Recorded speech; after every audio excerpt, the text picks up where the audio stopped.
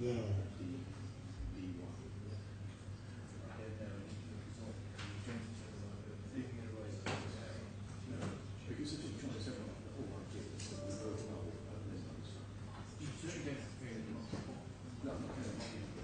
All right.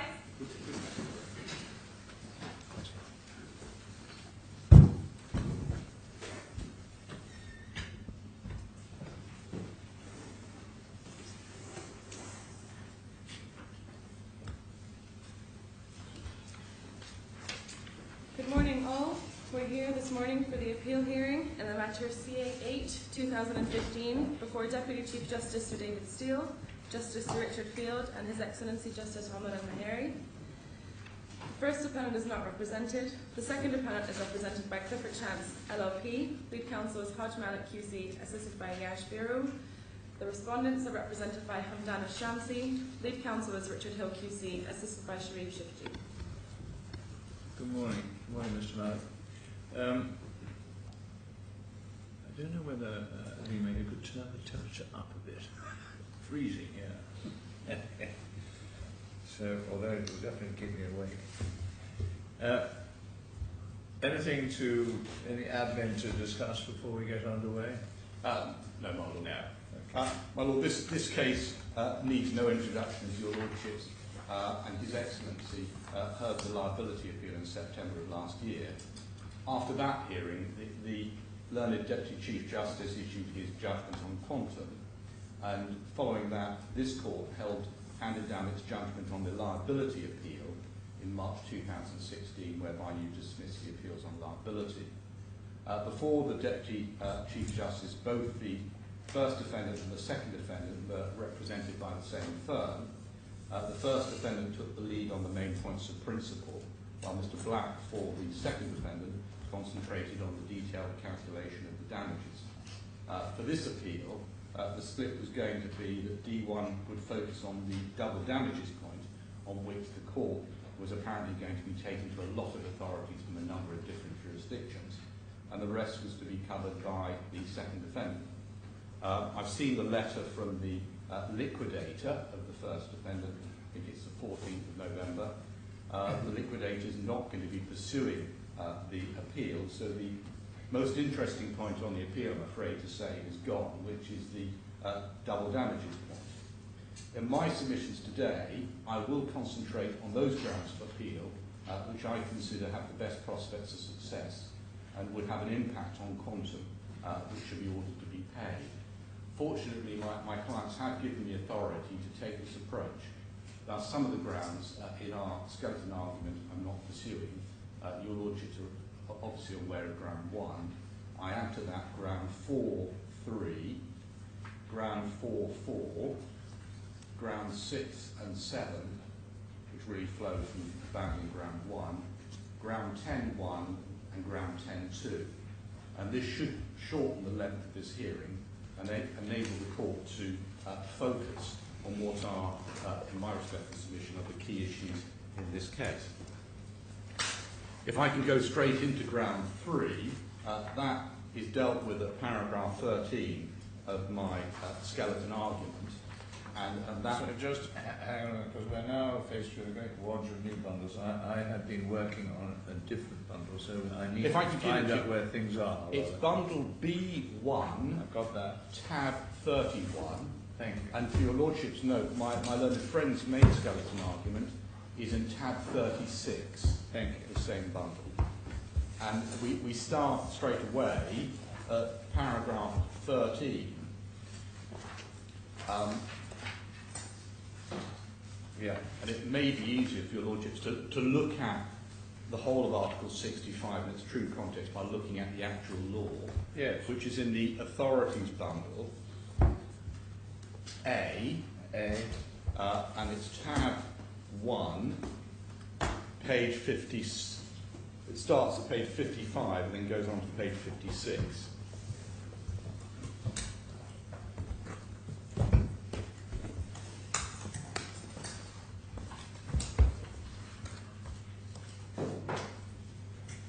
You say 55? It starts at page 55. Yeah, I've got it now. And you can see from 55.1, it gives the person who makes an agreement in the course of carrying on a financial service in breach of financial services prohibition shall not be entitled to enforce such agreement against any party. And then it's 2 on the top of the next page, subject to agreement that may otherwise be reached between the parties. A relevant party may apply to the court to recover A, any money paid or property transferred by him under the agreement, and B, compensation reflecting any loss sustained by the relevant party as a direct result of such payment or transfer. In my skeleton argument of paragraph 14, that relates to the rather arid debate, in my view, as to whether B is compensatory or restitutory, and I don't consider that takes one very far, so I'm not going to be pursuing the point of paragraph 14 of the skeleton argument. What I would like to stress at this first stage is we are looking at a much narrower test to that under the English legislation. If we go back to the authorities bundle at tab 9, we have the Financial Services Act 1986, and page 327 you have section 5, which is the forerunner for what became section 26 of the later legislation.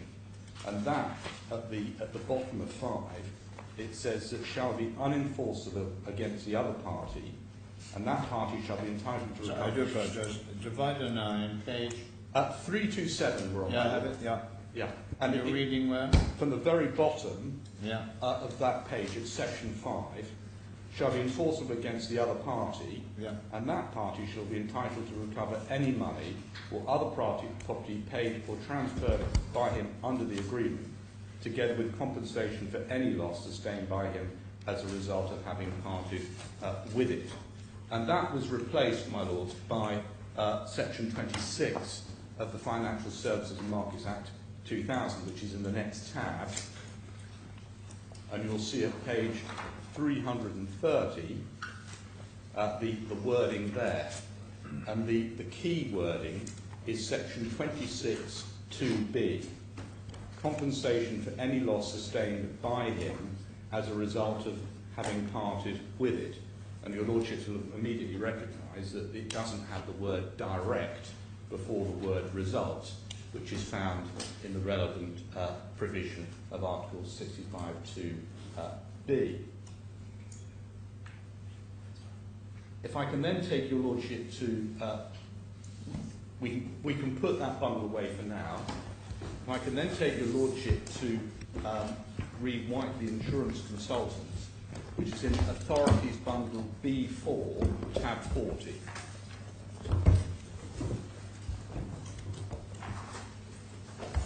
And that's referred to at paragraph 15 of my skeleton argument.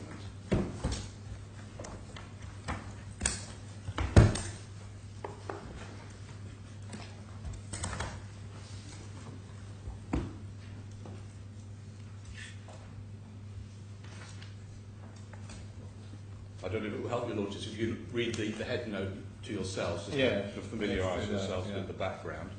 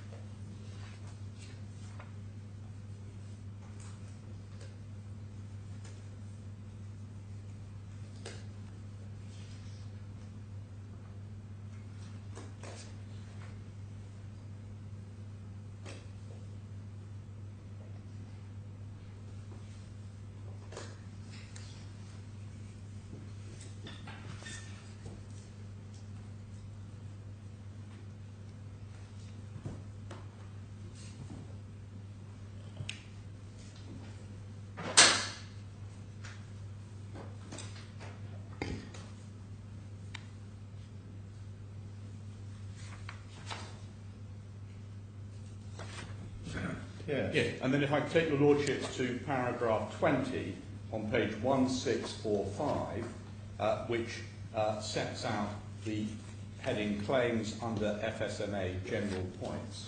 Yes. And the first general point I'd like to rely upon is the second point, letter E, where it says, secondly, the creation of statutory remedies does not exclude other common law or statutory remedies which may be available to... I'm not... Where are you reading? Page 1645. Yes, letter E. Yeah. And it starts at the end of that. Oh, I see. Yes, I'm with you. Yeah. Does not exclude other common law or statutory remedies which may be available to consumers, which is an uncontroversial point. And then at 1646, you'll see at paragraph 22, the court sets out the provisions of section 26, yes. and you see section 26.2. And then paragraph 27 is the actual paragraph that is the one that's cited in my skeleton argument, and perhaps your lordships would like to read that rather than me just reading it out to you.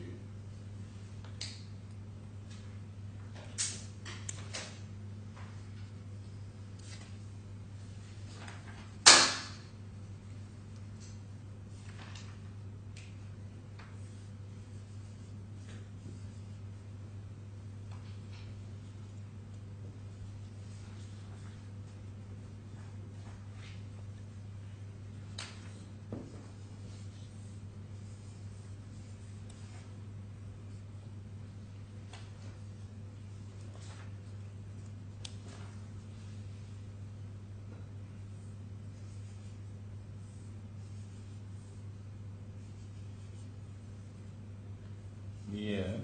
And the judge rather cautiously says this is not the case in which to explore the extent of the remedy under section 26.2b. So having posed the questions, he hasn't really answered them. But what we say is that by adding in, as a direct result of the word direct in section articles 65.2b, yeah. it is intended to make a narrower range of losses that may be recoverable, as set out in paragraph 15 of my skeleton argument. And then I'm now turning to paragraph 16 of my skeleton. But those direct losses would include interest if the party had borrowed money in order to enter into the arrangement. That may be, that's an issue, of course. No, I'm so sorry. That's in a sense, the extent to which the judge is contemplating that direct losses would be confined in some respect. Correct. For instance, interest. Yeah. That's right. And then paragraph 16, I set out our construction of Article 65. Yes. And we say it's limited to recovery of the principal sum of property transferred and direct losses flowing from the transfer, such as interest on the sum transferred, and the narrow construction should be preferred. And we refer to the difference in wording between Article 65.2 and Article 26. So, well, with that introduction, if I can take your lordships to the judgment itself, which is in bundle, if we can put this away for now, which is in bundle A1 at tab 2.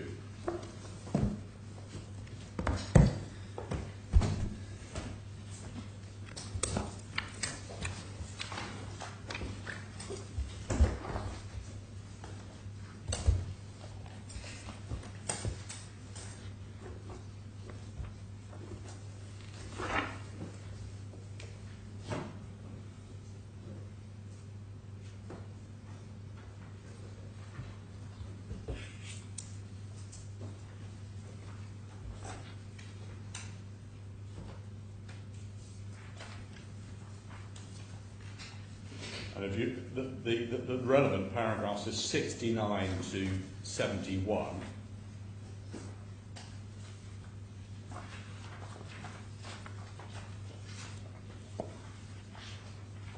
And you'll see at paragraph 71, which is at page 216. Sorry, you're still trying to... Yeah.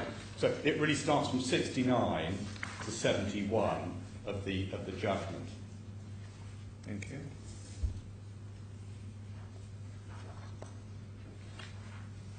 So are you asking us to read that? Yes, I am. Yeah, just to remind ourselves of what we said about it.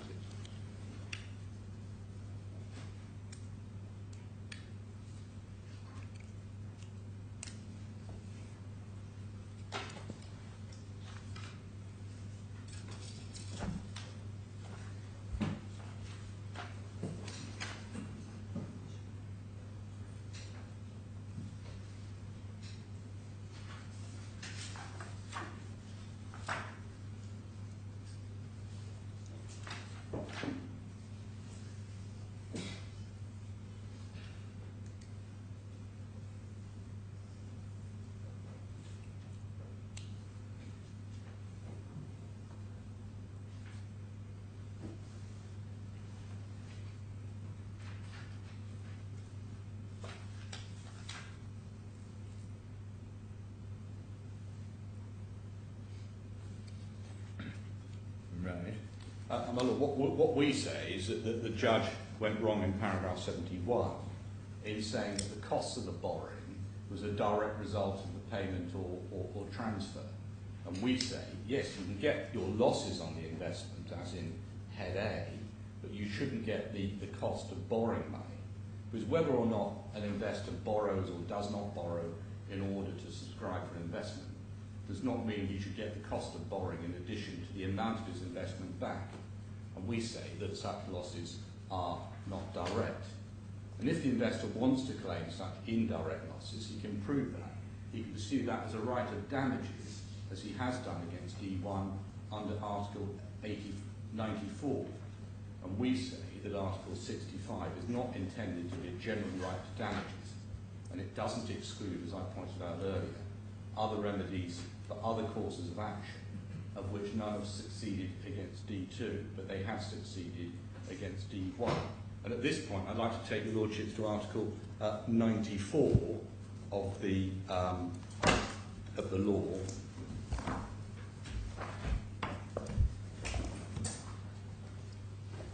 which is again in Authorities Bundle A, tab 1, page 76.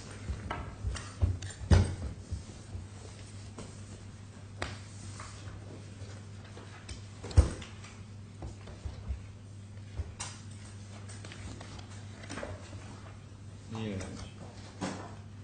So where a person,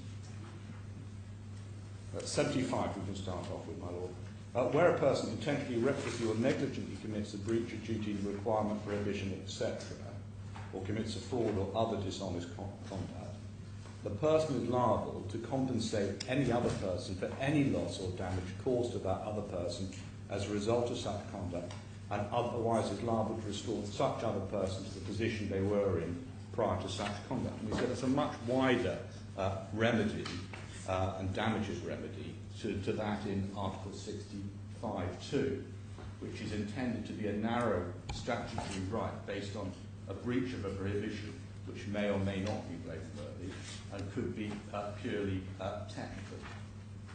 And what the judge has done, if we go back to if we could close this and go back to the judgment in Bundle A, tab 2, what the judge has done is he's ignored the word direct. And if we look at paragraph 71, in the middle of that paragraph, it's probably about 10 lines down, it says, and if and to the extent the inclusion of the word direct in Article 65(2)(b) of the regulatory law suggests in some cases the causal link may be narrower under the regulatory law than it was under the FSMA 2000, which I doubt, on the facts in the present case, adds nothing. So that the judge took the view that the word direct adds absolutely nothing, and I submit clearly it does add something to. Well, I think he took the view that it didn't really matter whether there was some magic in the word direct.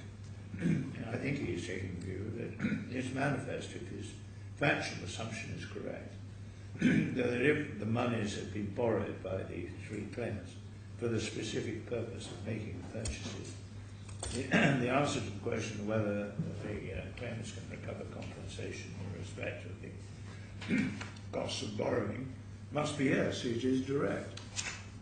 I think that's what he's saying. That is, and that's what I'm challenging. And he adds into the factual mix the fact that the recipient of the money, of the investment, was aware that money had been borrowed in order to purchase the investment. Yes, my lord. But can we not look at ground 3 totally in isolation? Because you need to look at ground 3 and ground 4 together to reach the what I submit is the correct answer. But there is an essential distinction between the position of D1 and D2, which is you've got a much broader damages remedy against D1, which is Article 94, and you've got a narrow one against D2. But if we can turn to ground 4, which is paragraph 19 of my skeleton argument. But before we do that, if I could just remind the Lordships what the 4 heads are.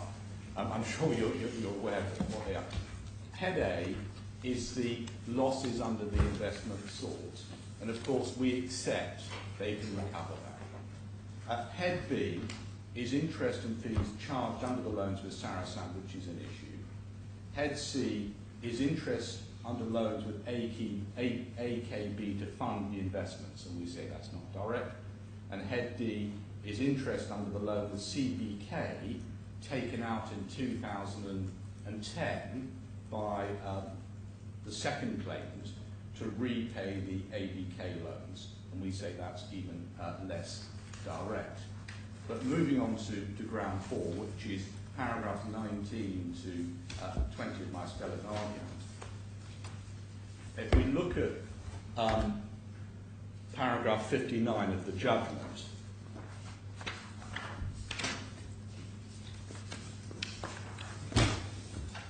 which is page 205,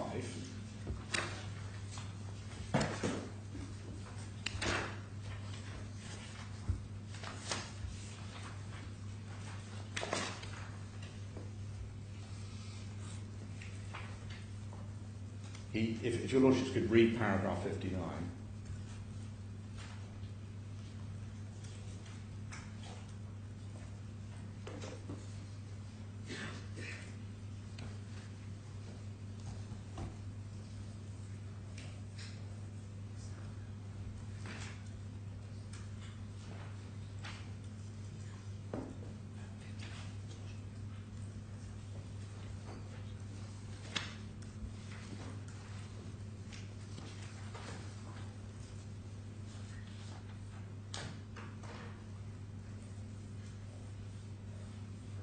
Yeah. We say that the judge correctly considered that issues of scope of duty, forcibility and remoteness come into play, and he relied on 2 judgments in this part of the judgment. One is Zaki and the other is Rubinstein. And if we could just look at the relevant paragraphs of Zaki, which is in Authorities Bundle B6, tab 51.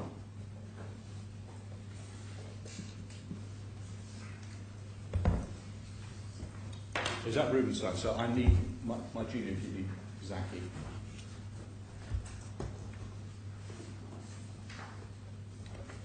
You say divided 51? Well, I think that's the wrong reference. That's Rubinstein. Tab 56.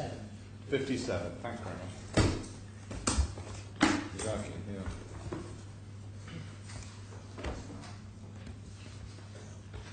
I don't know if your Lordships are familiar with that, but it may just be sensible to look at the head note briefly. I'll invite your Lordships to do that. Yeah.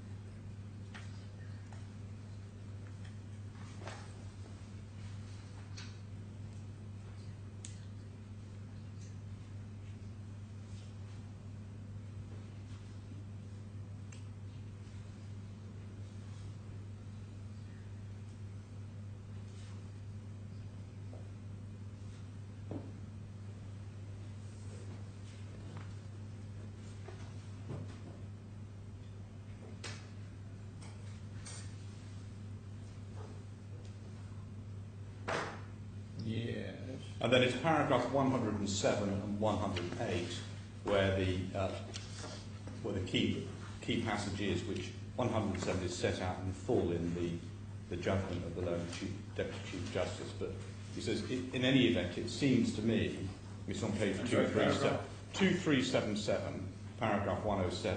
I've got it. In any event, it seems to me that Mr. Anson's submission at this stage of the argument tended to confuse an issue about scope of duty with the question of causation.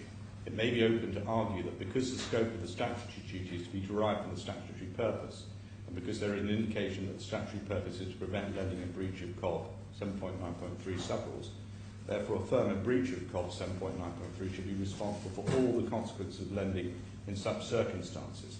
However, the jurisprudence regarding scope of duty in each site for the main case, including Sanco, rather demonstrates to the contrary that even where there has been a breach without which no transaction would have taken place at all, it does not follow that the defendant in breach is liable for all the losses suffered by the claimant in consequence of entering into the transaction. In the present case, I'm doubtful that an investor would be entitled to be compensated in full for an otherwise suitable investment just because there has been some breach of whatever kind. Suppose the sole breach was one of process under sub-rule 1 or one of the requirement for express acceptance of clear terms under sub-rule 3. I do not imagine that there would be full compensation for an otherwise suitable investment which had in the event gone wrong. Suppose similarly the only fault under COB 7.9.3 was that the lending arrangements came with unsuitably high leverage. I do not think there would be compensation for losses in full as distinct from losses to the extent of the unsuitable leverage. And then he deals with that leverage point. And the judge seems to have relied on that passage. And the real issue is, did the judge correctly apply the principles in reaching the finding that he reached at paragraph 72 of his judgment? The passage you just read is an obiter section of the judgment of Lord Justice Ricks, isn't it? It is, yes. In which he discusses the implications of a series of facts in relating to the transaction that is being considered, as to whether, despite the fact that no transaction would have taken place but for the breach, nonetheless there would be a restriction on the right of recovery. But the facts on which he is assuming the discussion are very different from the facts here. Of course, I accept that. And if we look at paragraph 59 of the judge's judgment, yes, he does accept that passage in Zaki. He does accept the reasoning of that. He says at paragraph 59, reliance is placed on the observations of Lord Ricks and Zaki, which I've just set out. I accept those submissions as far as they go. I accept that losses caused by a defendant's breach of duty in the but-for sense may be irrecoverable on the basis that they fall outside the scope of the duty, except that notwithstanding there has been a breach of duty without which no transaction would take place, does not necessarily follow that the defendant is liable for all the losses, etc. And then, my Lord, at paragraph 72, he deals, having dealt with the Article 65(2) point, he reaches the conclusion that he rejects the defendant's submissions that claims for compensation under heads B, C and D should be dismissed on the grounds that the losses claimed fall outside the scope of the duty in which the defendants have been held to be in breach or are too remote. What he's done is he's lumped together the two defendants, D1 and D2, whereas in fact D2 has got the additional point about Article 65(2)B being more restrictive with the word direct. And if you wanted an all-encompassing remedy for any losses, we say there are other statutory provisions, i.e. regular Article 94, which they did in fact pursue against the other defendant. My Lord, that takes us to paragraph 20 of my just before you do that, yes. I may interrupt you for a moment. Yeah, of course you may. With a question. Suppose there was a breach of a COD rule, which was of a procedural nature only. They didn't keep appropriate notes, or they didn't do the inquiry in the way they should have done. Yeah. If that was the context of a breach of the prohibition, which is the breach that your clients were found to be guilty of. That would not prevent, would it, first of all, the right to resist enforcement of the agreement under Article 65(1). It's subject to the later provisions in Article 65, that's correct. Well, if that is right, and if the right for direct losses is connected to the payment made under the agreement, which is unenforceable, do the comments of Lord Justice Risk in Zaki have any bearing to a recovery under Article 65(2)? In other words, if you're in a situation where you're in breach of the prohibition, then regardless of the circumstances of the breach, you are entitled to resist enforcement of the agreement, and you can recover anything transferred under the agreement. You can, yeah. And you're entitled to, I'll call it compensation, for any losses directly arising from the transfer. Now, from the breach of the prohibition. For breach of prohibition. Yeah. That's So, Article 65. That's Article 65. So, am I right in thinking that what Lord Justice Rips had to say about mere procedural breaches, which don't really undermine the suitability of the investment, would nonetheless give rise to the whole suite of remedies under Article 65 if there were in fact a breach of the prohibition? Well, I think if there's a breach of the prohibition and it's a technical breach of the prohibition, we submit there are arguments to be made, which we are making, which is that you can't recover effectively general damages for that. And here, if you've got other remedies for substantive breaches, which let's say unsuitable advice, you can bring those claims under Article 94, which they in fact did bring against D1, and there are other claims against us outside the provisions of the financial services provision. They failed, or they didn't succeed on those.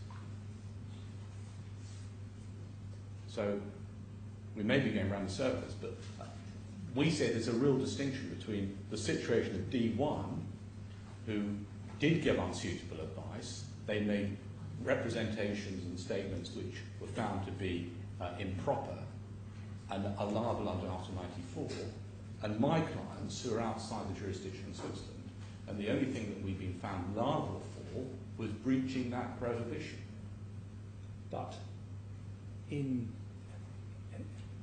the breach has to be in respect of a financial service activity for which you were not covered by license. Correct. And the judge held that one of those financial service activities not covered by license, for which were imputable to you, were the failure to give proper advice, and as to the suitability of the investment. Sorry. We have not been found liable by the judge for giving unsuitable advice. But the first defendant has been, but the first defendant has been found liable for giving unsuitable advice, and the remedies under Article 94. We haven't been found liable for giving unsuitable advice. D1 has been, and that's where the remedy should be. But if you look at the specific financial service activities in the plural that had to be examined to see whether or not they were undertaken by your clients in circumstances where you were unlicensed. Yeah. Amongst those activities found by the judge was the failure to have regard to the suitability of the investment. I mean, we can turn up what we said in our judgment in the Court of Appeal as to what activities properly founded that conclusion by the judge and which did not. Can I just look at this? Let's say we've been found guilty of credit, providing credit. It doesn't necessarily mean that that provision of that credit was unsuitable, and we say there's a real distinction between that and where we've been found to be giving credit which is unsuitable. Here, we've been found to have breached the prohibition because we, in fact, allegedly were giving advice. Not that we thought we were giving advice, but we were found to have been giving advice because it said that D2 was our agent in giving advice, whereas we thought D2 was acting independently. But it's not said that we've been found to have given negligent or fraudulent advice. What's happened, the finding of unsuitable advice is a finding against D1, and the judge was specifically asked to make findings against my clients as to whether or not we breached the Swiss requirements of suitability, and he made no such finding. He set out what those requirements were, and he did not make any finding. They were also asked to make findings of breach of duty in tort, and they were found not to have occurred by my client. Well, all right, but so far as advice is concerned, Judge found that you gave advice when you were unlicensed to do so. He did, yes, my lord. That advice was poor advice. Yes, my lord. May I move on? No, Okay. not yet. No. I'm trying to explore with you the extent to which a court is entitled to look through the breach of prohibition to the activity that was unlicensed, so that if in fact your clients gave bad advice and that was an activity that was unlicensed, then that can be taken into account in deciding scope of duty, for instance, and possibly as to how direct, whether any particular losses directly flow from the transfer under the agreement, which is no longer enforceable. Yes, well, I fully appreciate and understand the point the Lordship's making, and I come back to the point that I want to make is there's a real distinction between 94 and 65, and that there's been no, that the judge did not make a finding that we gave, there's no finding that we gave unsuitable advice, because when he was asked to make that finding under Swiss law, he didn't make it. Okay. My Lord, the next authority I'd like to take you to is Rubenstein, which is referred to at paragraph 20, subparagraph 1 of my skeleton argument, which is in bundle B6, tab 51.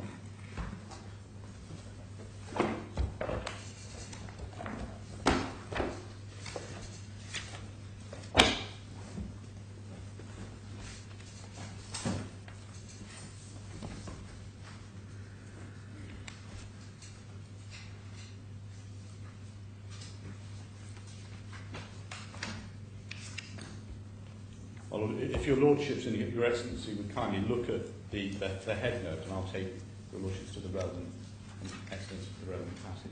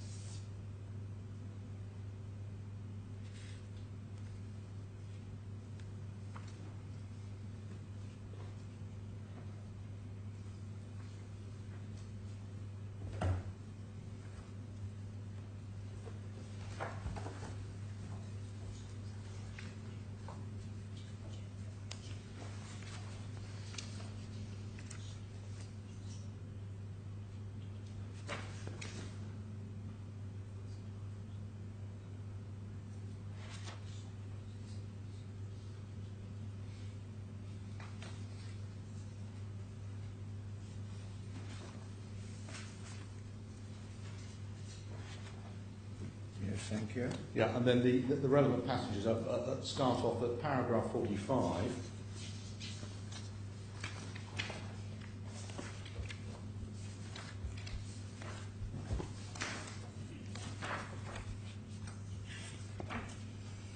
What page is that? That's page 2197. Thank you.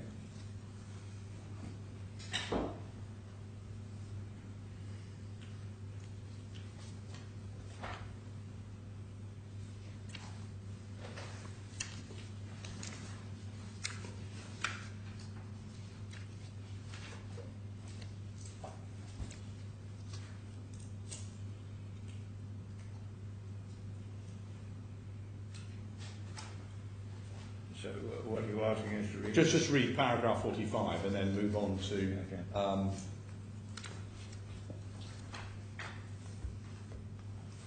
108.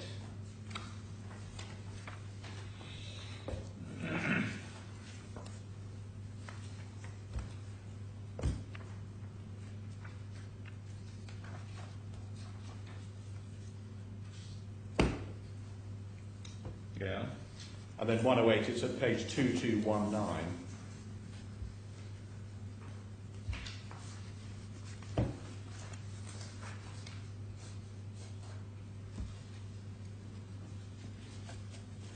Yeah.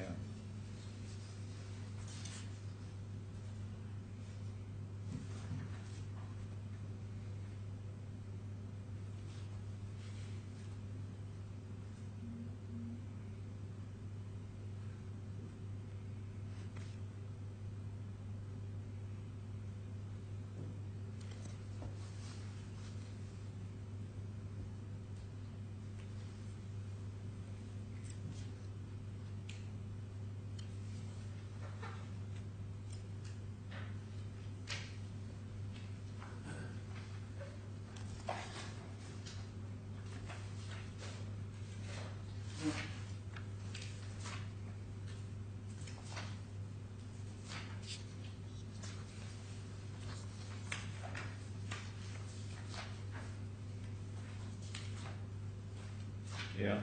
And then at 110 and 111, he deals with the Camerata Property Inc. case, and we're not really relying on that point, Okay. which is dealt with at 111, where the unforeseeability of Lehman Brothers was treated as a break in the chain of causation. We're not pursuing at that point. And then the main passage is actually 115 to 118. Okay.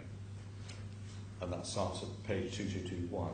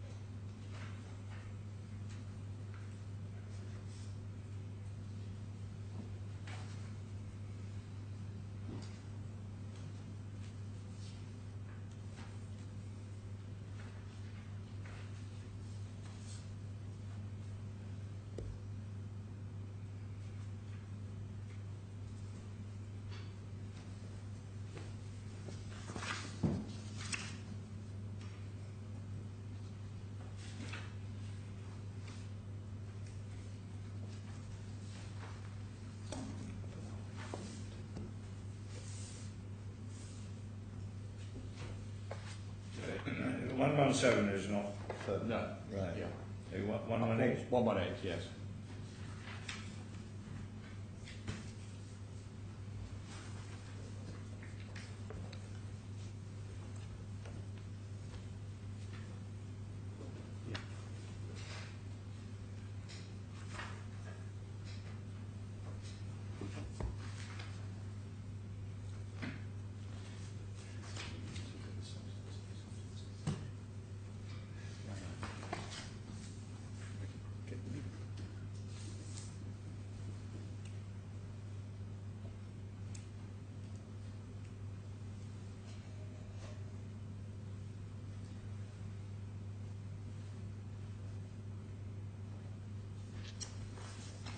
Yes, got to 119. Yeah, and then, my lord, what we say, in going back to my skeleton, which is 20 and 1 onwards, it's at page 602 of the Funding B1 at 31. Yeah. You can see why the arguments about remoteness didn't assist D1, as it has duties under COB and regulation to give suitable advice and protect its client, which it breached. And the judge looked at the nature of the breach at paragraph 59 of his judgment.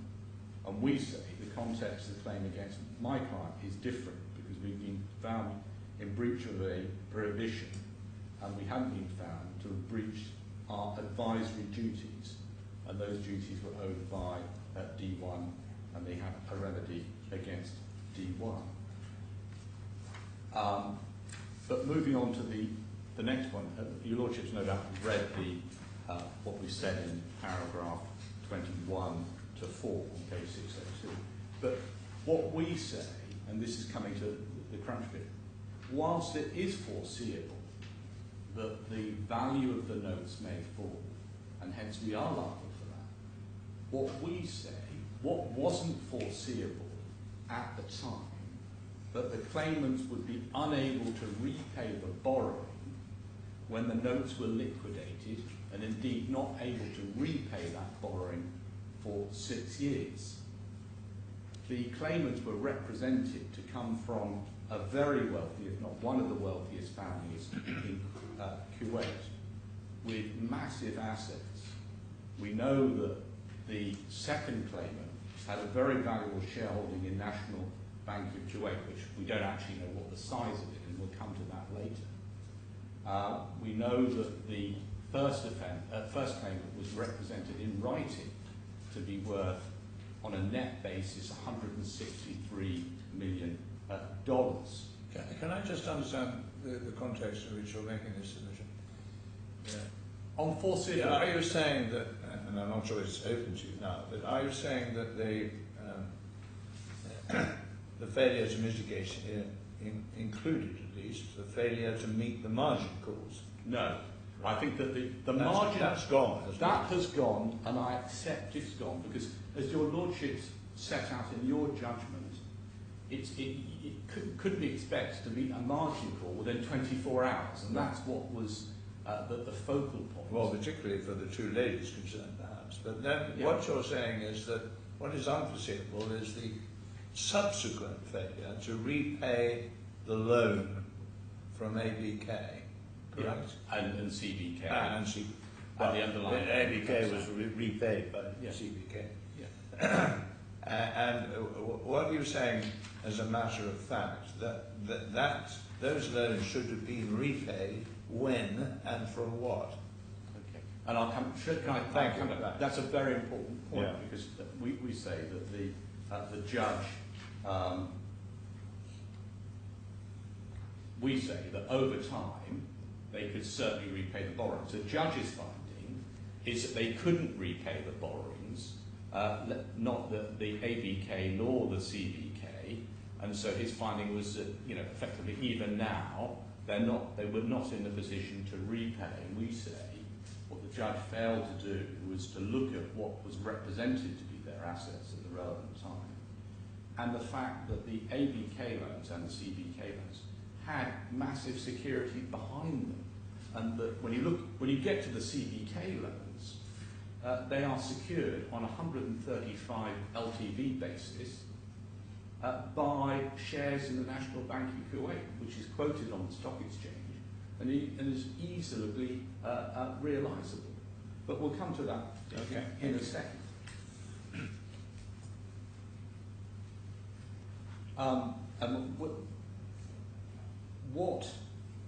the judge ruled on, he didn't rule on, as against my client, what was actually foreseeable in the circumstances of this case. And we say, was it really foreseeable that such wealthy individuals, known to be extremely wealthy at the time, and especially C2, who had guaranteed the liabilities of C1 and C2, would not be able to repay? and the judge does deal with the ability to pay in the chain of causation paragraph at paragraph 62. So if we look at that, my lords, Your Excellency,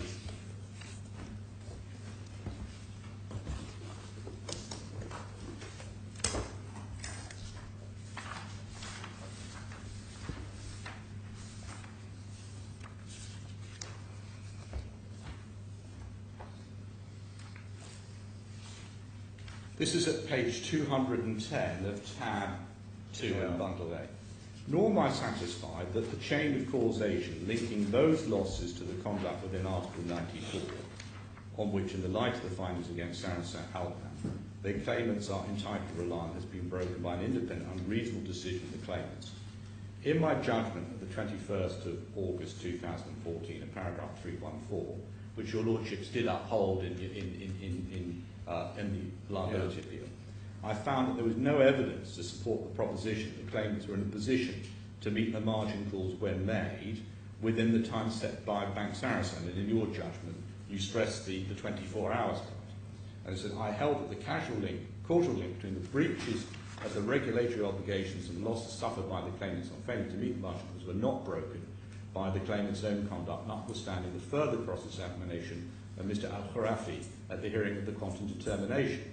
I find that there is still no evidence that the claimants or any of them were in a position to repay the Sarasin loans before or after close out in October 2008. Nor was there evidence that the claimants or any of them were in a position to repay the ABK loans and facilities in full following closeout and transfer the proceeds of the notes in October 2008 or thereafter, save by further borrowing from CBK. I reject the submission that the decision to take out the CBK loan in 2010 was unreasonable in the circumstances that ABK was pressing for payment and obtained an order for sale from the Kuwaiti court over land which stood as security for its lending. There is no evidence that the claimants or any of them were in a position to repay the CBK loan thereafter. That's a very strong practice. There is no evidence, and what we say, there is a wealth of evidence that they did have the ability to repay. And what the judge has done, in my respectful submission, and I really do respect Sir John Chadwick, he used to lead me as a junior, he is a great judge and a great person, but we all make mistakes, and I submit he did make a mistake here, and that he has leapt from the 24-hour point, which is 100% right, to saying even 6 years down the line, the claimants were not in a did not have the means to repay the loan lending, and we say that's completely wrong. But we'll come to that later. But if you are looking at foreseeability, the question is what was foreseeable to D2 at the time of taking out the loans? We say it was not foreseeable that the claimants with such vast assets would be unable to repay the loans once the notes were liquidated. So just finishing off on this paragraph, ground 3 and 4.1, we say in assessing what losses fall within the scope of duty of D2, you have to take into account that you need to look at Article 65, and we say what is the nature of the duty being breached? Well, we say we haven't, if the duty is not to breach the financial services prohibition, we breach that. But unlike D1, which is in breach of advisability, suitability requirements, and found to have misled the claimants, not to mention my clients, into a false sense of security. And we've got the precise wording of Article 65.2, which is intended to be narrower than Article 94. We've got the existence of a remedy for the claimants, as they have got, against D1, and they would have had it against my clients if they found that we were in breach of a tortious duty. And we say what was reasonably foreseeable by D2 as a bank breaching the financial services prohibition in relation to extremely wealthy individuals. Well, what was foreseeable is that they should be able to repay lending once the notes have been sold from their substantial resources. So if we now move on to my submissions, paragraph 21 onwards,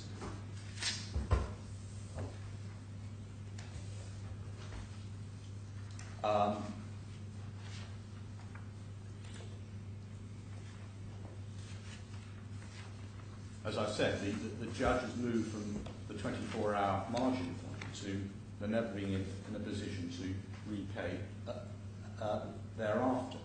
And that finding, again, is repeated at paragraph 77. And perhaps we should just look at that.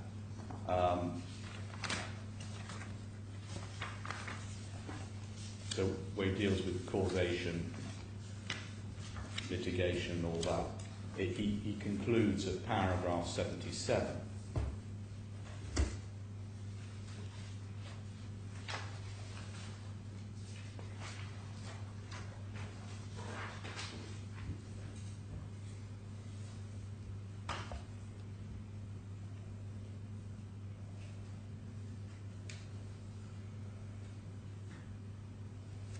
It's really effectively the same. Yeah. The same finding again. It's very similar, but he's added in, and he said at the last 5 lines, that the submission that the decision to take out the CBK loan in 2010 was unreasonable in circumstances. That ABK was pressing for payment and obtained an order for sale from the Kuwaiti court over land which stood as security for its lending, and there was no evidence that the claimants or any of them were in a position to repay the CBK loan thereafter. And obviously, I'm going to challenge that. And we say the judge clearly erred in that he failed to even recognise the evidence of the claimant's wealth and their financial ability to repay. And as set out at paragraph 21 of my skeleton argument, you can categorise this as going to foreseeability, causation, remoteness, or failure to mitigate. I then deal with the various authorities at paragraph 21, and I think they're probably, your lordships are extremely familiar with them. I could take you through them if you wish to, but the key passages have been set out either Rubenstein or Zaki, or in the judgment itself, but it's a matter for your lordships. I'd be quite happy to take you through all those references. We can study them for ourselves, and as you say, much is cited at length in the judgment. It is, yeah. And other passages are cited in your skeleton as well as this little skeleton. There's a dispute over whether Samco's applicable at all, and I deal with that in some detail in my supplemental skeleton argument at paragraph 7 to 17, and that's at B1, 31A, 612S. I invite your lordships to... Sorry, I have to say that again. What do you say? What reference? It's paragraph 7 to 17. Yes. B1, tab 31A, 612F, and invite your lordship to read those paragraphs in your own time with the authorities. Okay. But what there is no dispute is that the claimants were under a duty to mitigate loss and a continuing duty, and this is perhaps the heart of this appeal, which is two hearts. You've got the foreseeability. What is foreseeable when you've got people this wealthy and you've got notes of security and very valuable shares of security for those loans, which would easily be able to repay the bulk of the lending. And on the other hand is what a failure to mitigate. And I deal with this at paragraph 22 of my skeleton argument. In general, I accept the burden is on the defendant to show a failure to mitigate. But that burden is different, we say, where the claimant says that they did not take the natural step of stopping continuing losses due to a lack of means. And we say that it's a burden on the claimants to establish effectively impecuniosity. And we say one of the unattractive points about this case is that such wealthy people with massive shareholdings in the National Bank of Kuwait, which is a listed company, which are significantly higher in value than the amounts outstanding, for example, the CBK, instead of doing the natural thing in using those assets to reduce or pay off all the outstanding, they just let the loan just be rolled over and rolled over in the expectation that at the end of the day, Sir John Chadwick or some other court will say, well, you can have all of that. You know, clearly they wanted to have their cake and eat it. They wanted to keep all their assets. They wanted to keep the shares in the National Bank of Kuwait, and at the same time say to the court, oh, we don't have any means, we can't afford to pay. And that's what effectively they were doing. Well, is there a point where the notion of availability of funds runs into the question of what is reasonable or what is not reasonable? If there are a great many assets which happened all to be the subject of charges and security or other obligations, and or there are assets which are being used profitably to earn an income, are those assets to be regarded as available to well, discharge this? it all depends on the facts, and that's why it's important to look at the facts. So if I give you an example, my lord, on the CBK loan, you've got 10 point something billion dinars on that loan, which went up to 11.1. You've got an LTV requirement of 135%. So that means that they had, significantly more in relatively liquid assets as security, namely quoted shares on a stock exchange. And that we say, yes, you can take into account the fact that those assets are there, and the fact that they're pledged to the bank doesn't mean they're not available, it means that they are available. So just to turn your Lordship's point around, yes, they may be secured, but they're secured for this lending.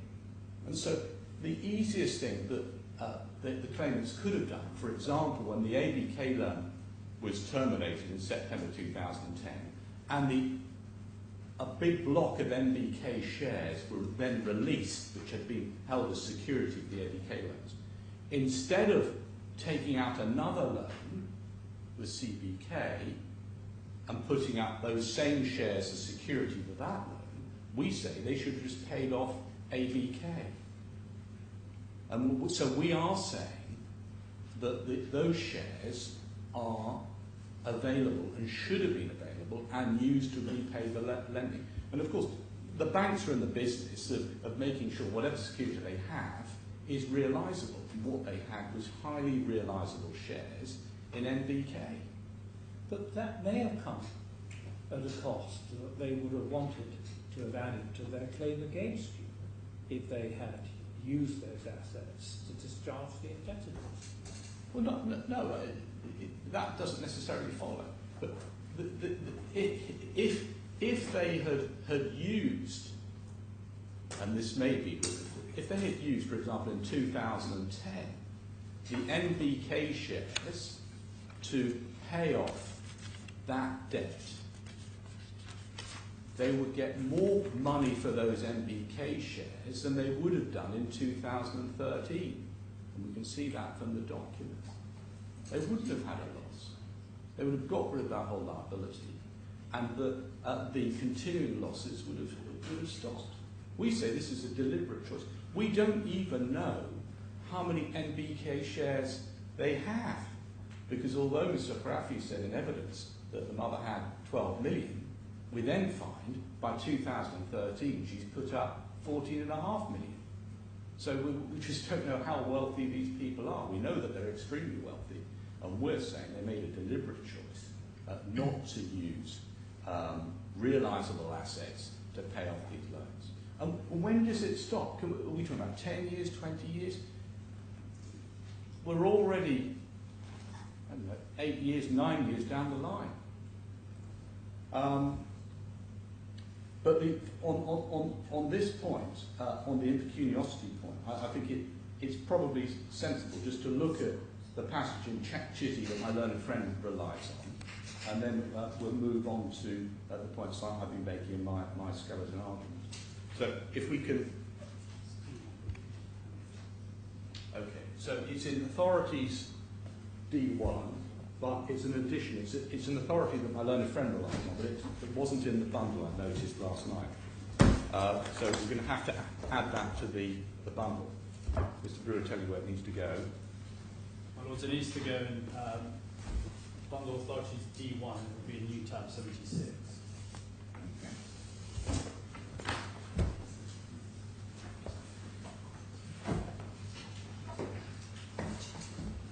Thank you. Thank you. Sorry, I'm putting it in the wrong place. The bundle with D? It's So- D1, my Lord. But it's divided 76 and B1 only goes as far as 24. D1. Oh, D1. Oh, I see, yeah, more case law, yes. Now, look, to be fair, most of the case law does relate to the double damages point. Oh, I see, yeah. Okay. Sorry, another... You've been... Hang on a minute. You've fortunately avoided the delights of reading Canadian and American authorities on double damages. Just hang on a minute, the bundle's falling apart.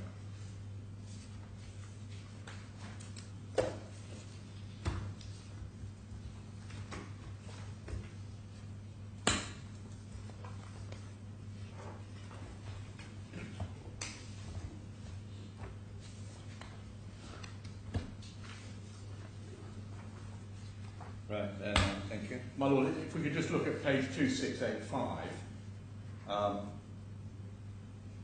dealing with the first rule of mitigation of loss, imposes on a plaintiff the duty of taking all reasonable steps to mitigate the loss consequent on the breach and debars him from claiming any part of the damage which is due to his neglect to take such steps. It is not strictly a duty to mitigate, but rather a restriction on the damages recoverable which will be calculated as if the claimant had acted reasonably to minimise his loss. The onus of proof is on the defendant to show the claimant ought as a reasonable man to have taken certain steps to mitigate his loss. And then we move on to the impecuniosity passage, which is at 26083. And we'll look at the case in a minute, which is Langdon against O'Connor and the various other authorities that go down that route. But if we go to page 2868,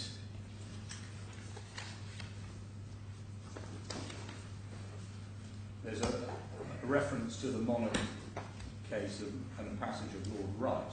Damages consequent on impecuniosity were held not too remote because the loss was such as might reasonably be expected in the contemplation of the parties as likely to flow from the breach of the obligation undertaken.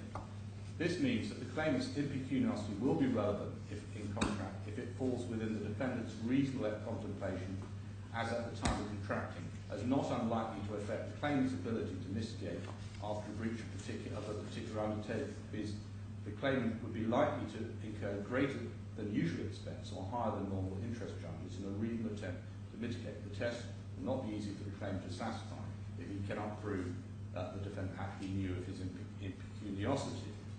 And then paragraph 26084, 5 lines down from the bottom, the claimant must act reasonably in his mitigating action, but what is reasonable for a claimant known to be impecunious may be different from the case of a person with financial resources. And what we say is, looking at the claimants with the financial resources they are in, that really they should have repaid the borrowing, and the burden is on them to show that they lack the means to make the payment. And what we had about disclosure of their actual assets was, before the loans, that the first claimant was worth $163 million on a net basis. And then for the purposes of these proceedings in 2014, we're told that the second claimant, even now after all everything that's happened, on a net basis, her assets are at least $70 million. And so that's even over and above the amounts which are owing by the second claimant to the banks. Now, what we say is the key issue here is looking at the documents, looking at the security provided for the borrowings and what we know about their financial position. Were the claimants in a financial position to repay? Well, the judge made a finding, which we say was against all the evidence. His evidence was that his finding was that there was no evidence that the claimants, or any of them, and they'd all cross-guaranteed their own liabilities, were in a position to repay the loans, including the CBK loan. And what we say is that the burden was on the claimants in the circumstances of this case to establish their own impecuniosity. My Lord, are we having a break this morning, or? We certainly have a break, and that's as good a moment as any. It is, my Lord. Yeah, Thank you very much. Thank you very much.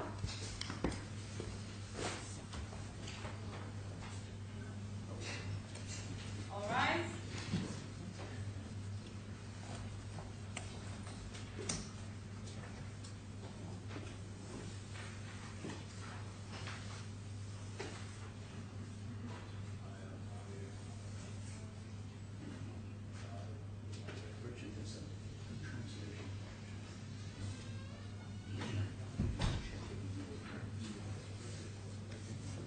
Sure.